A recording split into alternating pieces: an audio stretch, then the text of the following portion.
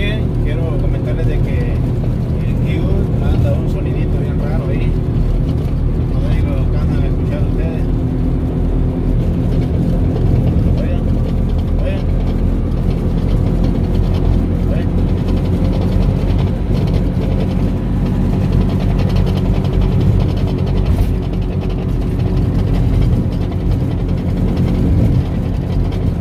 Ahorita vamos a revisar qué es lo que anda ahí malo. Como pueden escuchar, se oye bien feo, porque anda pegando hierro con hierro ya.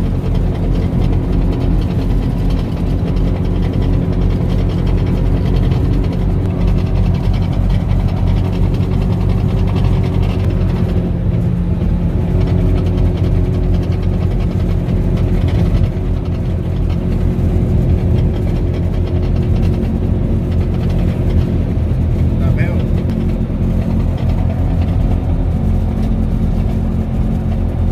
Vaya, ahorita les voy a mostrar qué es ese ruido y qué es lo que se va a hacer para quitárselo.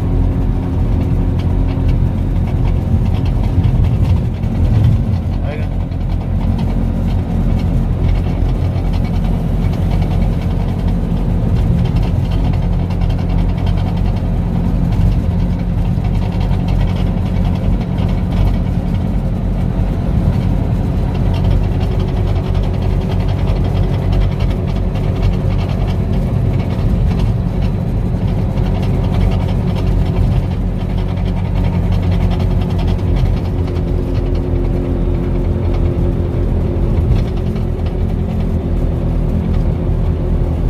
Bueno, ya les voy a mostrar qué es lo que truena así.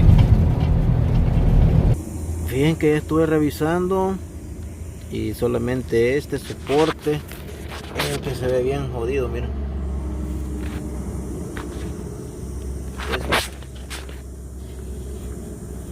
Este ya está bien malo. Entonces vamos a tener que buscarlo y cambiarlo. Sería esta